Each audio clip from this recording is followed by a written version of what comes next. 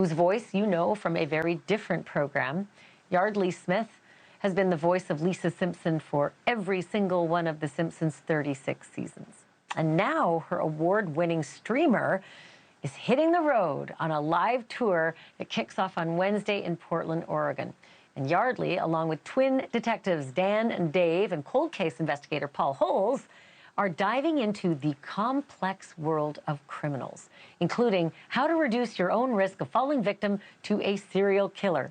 Yeardley Smith joins me now live. Yeardley, this is something I stay up at night thinking, how will I avoid being a serial killer's victim? But then again, I wish more people thought that way. I mean, when it comes right down to it, if we thought that way, we wouldn't become victims to a lot of things.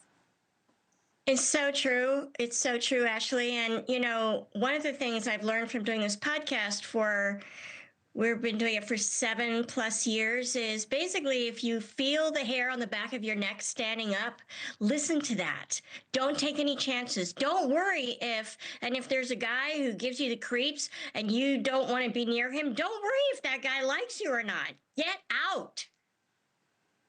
We are too friendly, aren't we? I mean, we really sort of prioritize not offending someone or not appearing bitchy, you know, and maybe we do sort of need to put on our bitch cape a little more. I do think that's true. I think particularly as women, you know, we don't want to disappoint anybody. We don't want to be wrong. We don't want to make an assumption like, I think this guy is coming on to me, or even to say, this guy gives me the creeps. And then your friend goes, what are you talking about? It's nothing. He's just being a dude. And you're like, I don't know, gives me the yits. You know, it makes us really uncomfortable, I think, to stand up for ourselves. And we shouldn't feel that way. If we're not getting that feeling, or even if we are there things that we should like tangibly look for? Things like real signs on the checklist that we should look for? Well, it sort of depends, you know, if you're talking about a sexual predator, for instance, somebody who takes advantage of a situation, like we're covering a case on tour that is given by Detective Dave, one that he investigated. He investigated sex crimes and child abuse. And so he talks about a stepdaughter and his stepdad, and this man sexually abused his stepdaughter for years. And the thing about those kinds of sexual predators is that their MO remains the same. They want to fly under the radar. They test the boundaries all the time. They groom the entire family. They groom the whole community to get access to their target. If you're talking about a serial killer, and this is sort of more Paul Holes' wheelhouse, they will actually experiment with their MO, I've heard. You know, they'll read about something and go, oh, should I try that? So that is utterly terrifying. But don't do stupid things like walk into a dark parking lot by yourself. Grab somebody to go with you. It's sort of common sense. And beyond that, you know, keep your eyes peeled and trust your gut. You know, I had this one little trick that I used to, I was forced to walk in a dark parking lot many nights of the week, very late at night because of this crazy job. And I remember using a headlamp so that both my hands would be free and I could see really well. That.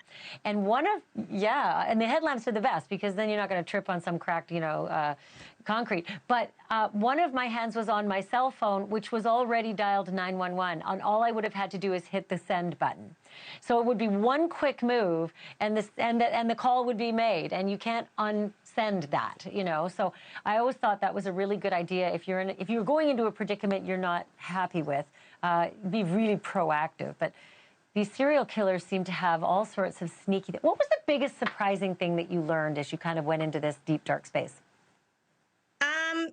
There are two things. One, I was really surprised at how wily sex offenders are, particularly with the grooming process and the lengths they'll go, the fact that they'll play a long game to get access to their target. And then on the flip side, on a much more positive note, I really love learning about the humanity of the detectives who come on our podcast and how much they're willing to share about this really unusual job where basically every day they're meeting people on their worst day. And what does that do to you inside? You know, how do you go home and be a mother, a father, a sister, a brother, a friend? How do you turn this switch off? And at the end of the day, I don't think I don't think very well. And so we really have to, the mental health resources that are sort of coming to be in police agencies, I think are so important. Thanks for watching. Go to joinnn.com to find NewsNation on your screen. And don't forget to click the red subscribe button below to get more of NewsNation's fact-driven, unbiased coverage.